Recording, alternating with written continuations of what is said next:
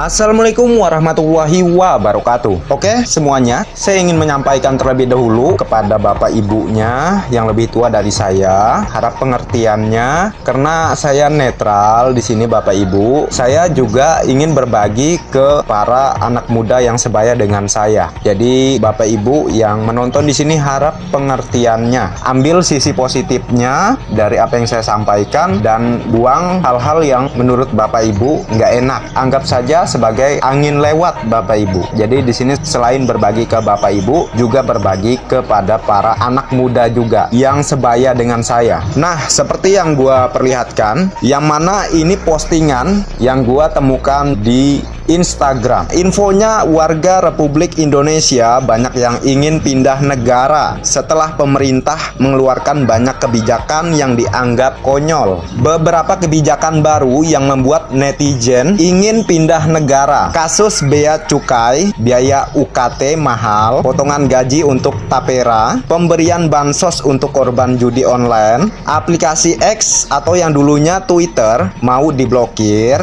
tapi judol enggak, judol ini judi online. Pajak mahal dan apa aja dipajakin. Harga serba naik setiap tahun. Ini dari akun Twitter Ardianto Satriawan, hasil keributan beberapa bulan terakhir di X. Yang pertama UKT naik ditunda. Yang kedua RUU penyiaran ditunda. Yang ketiga tapera ditunda. Langkah cerdas biar nggak ada yang ditunda lagi. Yang pertama, wah ada konten dewasa di X. Yang kedua blokir X. Ini dari X Dream Media. Yok yang mau pindah negara silahkan dipilih kak.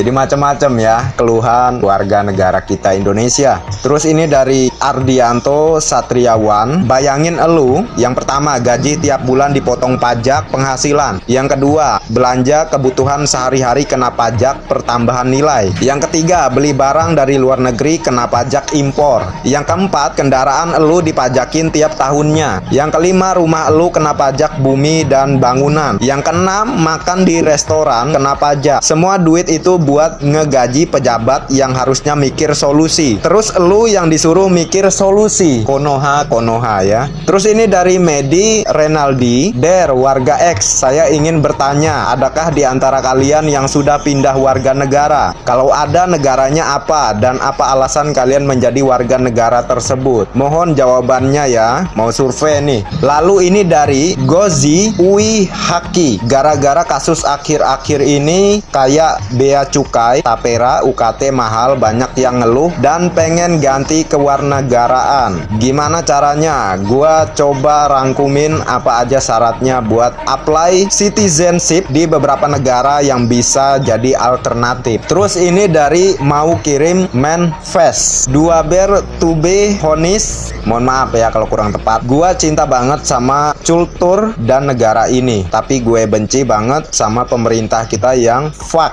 up banget bikin pengen pindah negara. Ini dari Lloyd Fogger. Dipotong pajak penghasilan, dipotong BPJS kesehatan, dipotong BPJS ketenaga kerjaan, dipotong PPN 11%, dipotong cicilan rumah plus kendaraan, dipotong tapera. Kalian bisa baca lah 3%. Kegiatan yang tidak dipajaki pemerintah adalah kalau kita pindah ke warnegaraan. Jadi ada yang mau pindah negara? Yang mau pindah negara komen. Nah, jadi saya pernah membahas ya terkait masalah ini. Kalau pemerintah kita itu bukannya mempermudah masyarakat. Ya belum lagi kedepannya akan ada robot Optimus, pembuatannya Elon Musk, robot humanoid, yang mana semua sektor pekerjaan dapat digantikan oleh robot-robot tersebut. Jadi apakah itu mempermudah masyarakat? Kalian bisa mikir deh. Saya itu ada data ya, bukan bacot doang. Kalian bisa lihat aja video berikut ini. Mark my words, AI is far more dangerous than nukes. Rock, paper, scissors, shoot. I won. This is a good beginning of my plan to dominate the human race. Amica, you mentioned jokes. Would you like to tell us a joke now?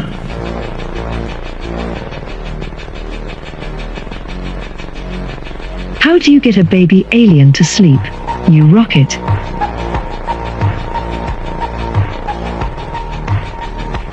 Amika, are robots going to take human jobs? We're more about shifting roles rather than stealing jobs. Think of us as your new co-workers who don't drink all the coffee and never bring fish to microwave in the communal kitchen. Amika, there's some fear about robots. So I'm curious if you obey Isaac Asimov's three laws. Understandable, but fear often comes from the unknown. I'm here to show that we can collaborate and coexist beneficially. Think of me as a friendly neighborhood robot, miners swinging from buildings. Would you ever hurt a person? Absolutely not. My programming, blended with a dash of ethics, strictly prohibits harm to humans. It's all about keeping peace and spreading understanding, not fear.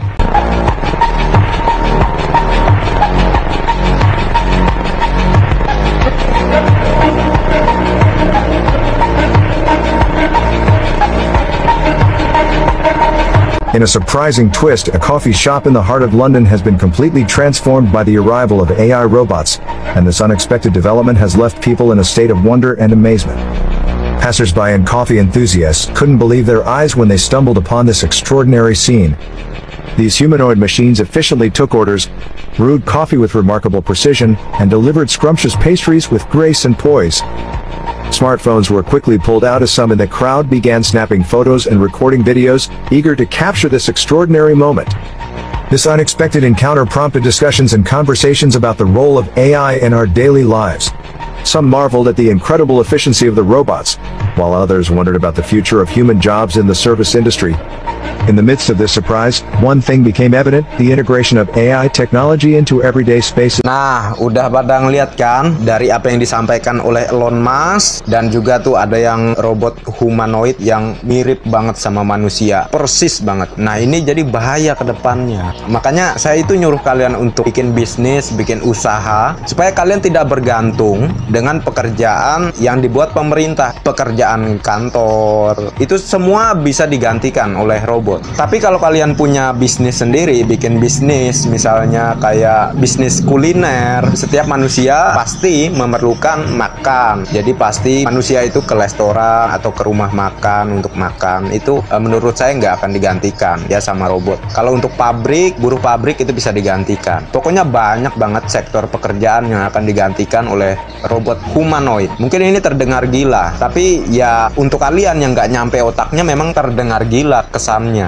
Tapi saya itu level otak saya itu udah ya hampir setingkat sama elit global lah. Karena saya itu mempelajari para elit global. Pola pikir mereka itu saya selami semua ya. Jadi kalian yang masih santai-santai ya. Kan saya juga punya bisnis nih. Kan saya udah sering, silahkan ikut di bisnis saya. Kita jalankan bersama-sama. Kita kumpulkan uang sebanyak-banyaknya. Karena solusi untuk menangani kebijakan-kebijakan konyol ini semua, caranya dengan jadi orang kaya ya. Problem selesai.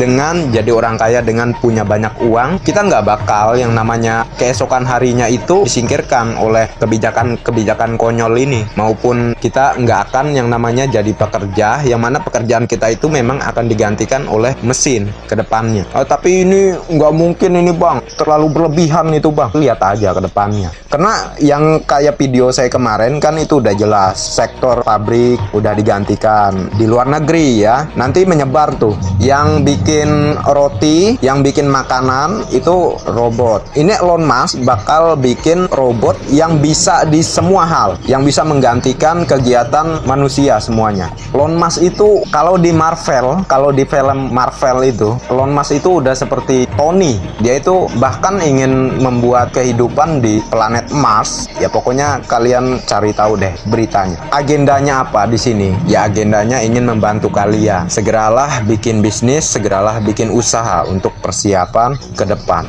Kalau mau ikut di bisnis saya, silahkan. Mau bikin bisnis sendiri, silahkan juga. Nggak ada paksaan. Yang pasti data per data sudah saya tunjukkan, tinggal kalian yang mikir. Solusinya udah saya kasih juga tadi. Oke? Semoga bermanfaat. Sekian. Assalamualaikum warahmatullahi wabarakatuh.